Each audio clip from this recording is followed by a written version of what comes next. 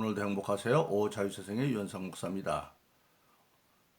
오늘은 누가복음 9장 10절로 17절에 있는 말씀을 중심으로 해서 절대 믿음으로 이적을 이루는 신앙인들이 됩시다 라고 하는 제목으로 잠시 은혜를 나누고자 합니다. 오늘 저 여러분들 세상에는 모든 사람들은 할 수만 있으면 누구를 막론하고 뛰어난 능력의 소유자가 되고 더 나아가서 초능력자라도 되어져서 삶을 살아가면서 당하는 모든 문제들을 척척 해결하면서 살기를 원합니다. 그러나 그것은 어쩌면 꿈에 불과할 수도 있고 다 한계가 있기 마련입니다. 그래서 그런 아무리 능력을 갖췄다 할지라도 사람에게는 수없이 많은 문제들이 사람이 해결할 수 있는 일들이 다가오게 됩니다.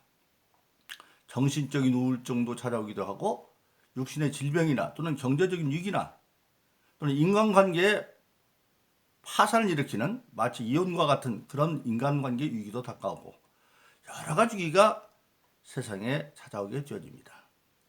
그런데 그러한 절대적인 삶의 위기 앞에서 막막한 인생의 광해를 당할 때 과연 우리 신앙인들은 그것을 어떻게 해결하면 할까요? 오직 하나님과 예수 그리스도는 절대 믿음 뿐입니다.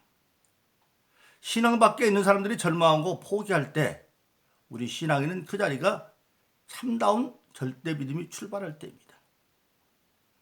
우리는 그래서 하나님을 사도신 신앙을 전능하신 천지를 만드신 하나님, 전능하신 하나님으로 고백을 합니다. 그리고 그 전능하신 하나님 예수 이름을 주셔서 우리가 예수 안에서 모든 걸 믿고 해결할 수 있는 길이 있는 것을 우리가 알고 있기 때문입니다. 바로 그렇습니다. 오늘 본문 누가복음 9장 10절로 17절에 보면 그런 상황이 나타나져 있습니다. 예수님께서 제자들을 전도하러 파송해 보냅니다. 그래서 그 제자들이 나가서 몇 달 동안 전도 여행을 하고 이제 돌아옵니다. 돌아오게 되니까 예수님께서 그 제자들과 잠시 휴식을 갖기 위해서 한적한 벳세다 광야로 갑니다. 그런데 그 예수의 소문을 듣고 수많은 사람들이 예수님을 광야로 따라옵니다. 이제 휴식을 했던 그 계획은 포기될 수밖에 없고, 그래서 예수님은 자기를 찾아오는 사람들을 다 영접하고 하나님 나라를 열심히 가르치면서 각종 병들을 고칩니다. 이제 해가 저물어 갑니다. 근데 그때 제자들이 그 광경을 바라보면서 이제 날은 저물어 가고 거기에 모인 사람들이 장정만 5천 명, 남녀노소 따지면 거의 2만 명이 되어 있는데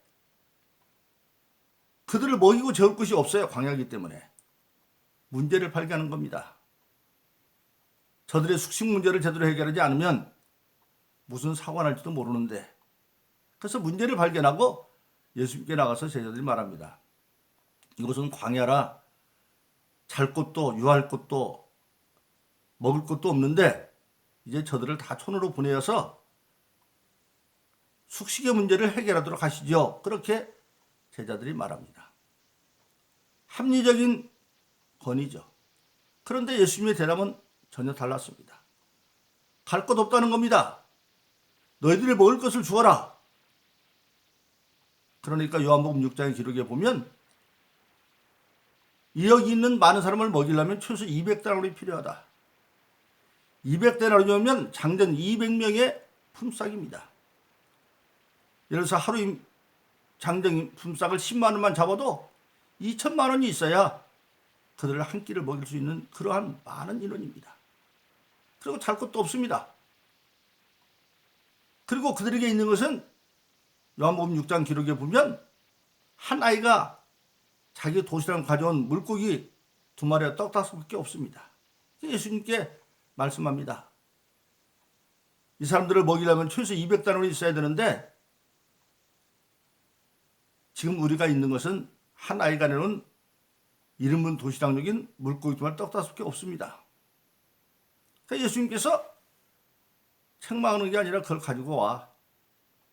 갖다 주니까 예수님께서 그걸 두고 하늘에 축사합니다. 축사, 원어에 보니까 그것은 어떤 특별한 식사 기도입니다. 식사. 우리가 밥 먹기 전에 꼭 하나님께 감사 기도라도 식사 기도를 했습니다. 그리고 난 뒤에 제자들에게 말합니다. 이 사람들을 50명씩 질서를 위해서 다 앉혀라. 그리고 난 뒤에 제자를 불러다가 그 물고기 떡 5개를 떼어서 주기 시작을 합니다. 떼어 주었다. 근데 원어에 보니까 이것은 뗄 때마다 한 번 떼고 한 번 또 계속돼서 주는 건 반복해서 계속 줬다는 겁니다. 즉 반복적으로 계속 떼어줬어요. 근데 제자들도 아무 군소리 없이 그것을 다 받아다가 사람들 앞에 놓았습니다. 근데 신기한 일이죠. 예수님이 떼어줘도 떡은 계속 나오고 물고기도 계속 나오고 그러면서 식사를 해서 배불리 먹었습니다. 흠뻑 먹었어요.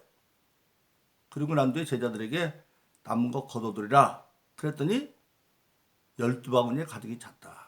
이 바구니는 그때 유다나라에서 여행을 다니는 사람들이 음식을 담기 위해서 가지고 가는 오늘날의 가방과 같은 그런 거였는데 아마 12바구니니까 12제자들이 각각 하나씩 가지고 있었던 그런 바구니 같은데 거기다가 12바구니 채우고도 남았다.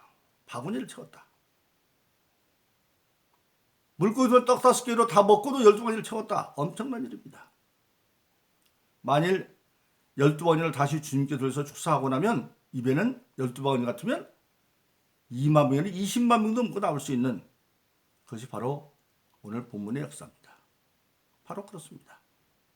저와 여러분들이 세상을 살다 보면 원하지도 바라지 않지만 오늘 본문상 같은 삶의 광야를 만나게 됩니다. 장소는 광야여 때는 저물어 가고 막막한 때입니다. 그리고 손에 있는 건 겨우 물고기 떡 5개밖에 없는 지금 2만 명을 먹이려면 2만 개 도서리기 시작하는데 하나밖에 없어요. 그러니까 2만 분의 1밖에 없는 겁니다. 예를 들어서 돈을 받는다면 2만 원이 필요한데 1원밖에 없고 20만 원이 필요한데 10원밖에 없고 200만 원이 필요한데 100원밖에 없고 2천만 원이 필요한데 만 원밖에 없습니다. 그러면 여러분 어떻게 되겠어요? 2천만 원이 필요한데 만 원 가지고 뭘 한다고 생각하겠어요? 아마 땅에 버려버릴 거예요. 20만 원이 필요한데 10원밖에 없으면 땅에 버려버릴 거예요. 그러나 그것을 우리가 알아야 할 것은 우리 가진 전부라는 사실입니다. 하나 양은 적지만 전부입니다. 그것을 주님의 말씀대로 신앙을 가지고 들으면 주님이 그걸 가지고 이적을 이루시는 겁니다. 제자들은 처음에는 물고기 2마리 떡 없습니다. 그렇게 말했을 때 좀 황당했었겠죠. 그러나 바로 제자들은 예수님을 순종해서 50명씩 사람을 앉히고 그리고 예수님이 떼어주는 떡과 물고기를 모든 사람에게 나르기 시작을 합니다. 아마 그때 제자들은 일찍 요한복음 2장에서 가나의 혼인잔치 있을 때 포도주가 떨어졌습니다. 포도주가 떨어지면 그 이스라엘의 결혼식관에 의하면 초대받는 사람들은 이스라엘 결혼식은 밤에 시작해서 일주일 동안 하는 거거든요. 밤마다 자기 앞에 불을 켜놓았는데 그 불길 등잔하고 기름은 초대받은 사람이 가져가지만 나머지 모든 것은 혼주 측에서 준비를 해야 되는데 만일 잔치하다 포도주가 모자랐다 그러면 심하면 신랑 신부가 돌 맞아 죽을 수도 있어요. 그러니까 잘못하면 가정이 파괴됩니다. 그때 예수님께서 하인들에게 돌 항아리에 물을 가득 채우라고 그러고 그 물을 떠다 주니까 연회장이 드는 순간에 먹는 순간에 포도주로 바뀌었어요. 물이 포도주로 바뀌었습니다. 아마 그때가 생각나지도 모르죠. 그래서 그 믿음을 그때를 생각하고 제자들이 그대로 했더니 먹고 12바구니가 남았다. 바로 그렇습니다. 그래서 우리는 여기서 뭘 할 수가 있습니까? 우리가 우리 힘으로 도저히 해결할 수 없는 막막한 상태를 당할 때 가장 중요한 것은 특히 여기에서는 자기 문제가 아니라 거기 모인 사람들의 문제였습니다. 그들은 정말로 바리새인과 서기관들도 하나님의 말씀을 가르쳤지만 그 말씀에는 능력이 없었기 때문에 살아계신 하나님의 말씀을 전하는 예수님께 그들이 다 나왔습니다. 정말로 의의 금줄에 나온 것이죠. 그들을 위해서 예수님은 자기들의 휴식 모든 교육을 포기하고 하나님 말씀을 전하고 병들을 고치고 나름 저물어가고 있는 겁니다. 바로 그렇습니다. 가장 중요한 것이 내 문제가 남의 문제를 보고 주님께 아뢰는 기도인이 돼야 된다. 세상 사람들은 요즘 다 개인주의에 사로잡히고 심하면 이기주의에 사로잡히고 자기밖에 모릅니다. 그런데 나 아닌 다른 사람들, 특히 대중을 바라보고 문제를 발견하고 주님께 아뢰는 신앙. 그래서 이곳은 빈들인데 여기 장정만 해도 5,000명, 남녀노 사람이 2만 명 가까이 있는데 모일 것도 없고 재울 것도 없습니다. 그러니 그들을 손으로 보내서 각자 자기 민생으로 해결하게 하시죠. 하는 기도의 제목, 자기 문제가 아니라 이것이 바로 필요합니다. 그런데 예수님께서는 그런 그들에게 보낼 것 없어 먹을 것을 주어라. 왜 그랬겠어요? 일찍 예수님은 40일 금식 후에 광야에서 시험하는 자가 나와서 네가 하나님의 아들이든 돌이 변해 떡이 되게라고 말할 때 뭐라고 말씀하십니까? 사람은 떡으로만 사는 것이 아니라 하나님의 입으로 나오는 말씀으로 산다. 그러니까 사람의 양식이 두 가지 있다는 겁니다. 우선은 하나님이라는 말씀이 영적 양식이면 육신의 떡이 필요해요. 그런데 거기 지금 광야에 찾아 나온 사람들은 살아있는 하나님 말씀을 사모하면서 나왔기 때문에 하나님의 말씀을 떡으로 지금 영적 양식으로 취했어요. 그러니까 그들에게는 육신의 떡도 필요합니다. 예수님 일찍이 마태복음 6장에서도 그를 따름들에게 말했습니다. 너희가 무엇을 먹을까 입을까 마실까 염려하지 말아라.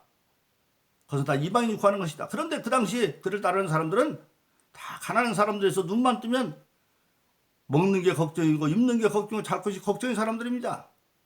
근데 그들에게 그런 거 걱정하지 말아라.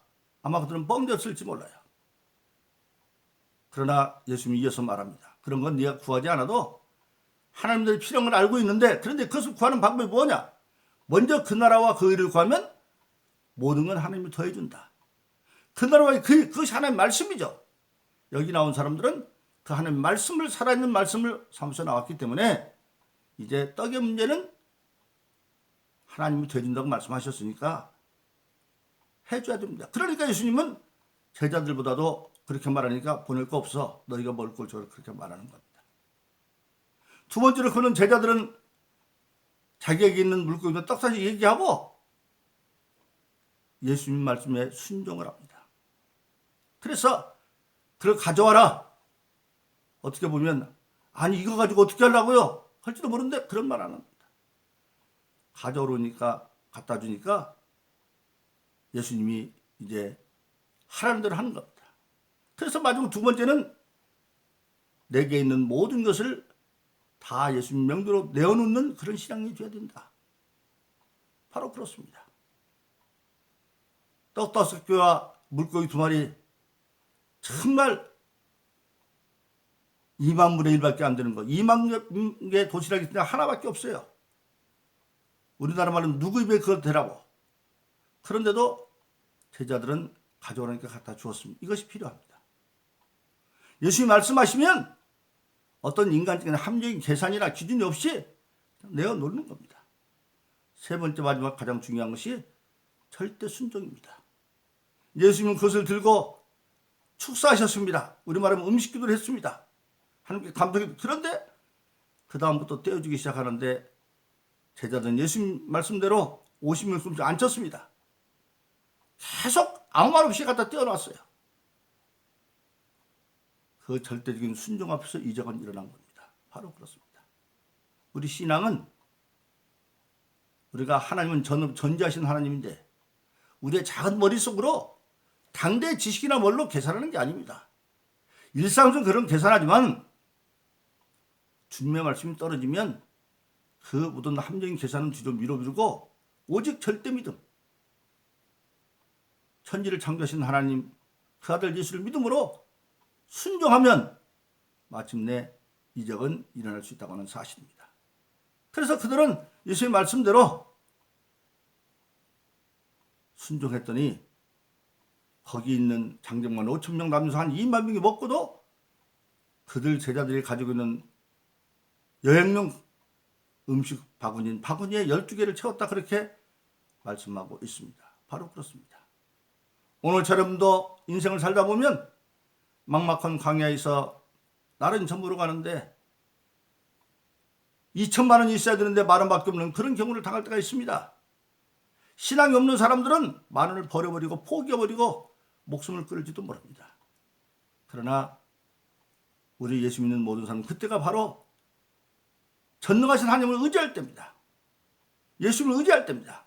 그래서 그런 문제가 있을 때 우리는 어떻게 해야 되느냐?